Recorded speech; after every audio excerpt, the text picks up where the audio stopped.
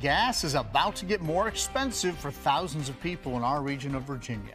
A tax will kick in starting on Monday to help pay for upcoming improvements to Interstate 81. It affects areas from Rockbridge County through the Roanoke and New River valleys into farther southwest Virginia.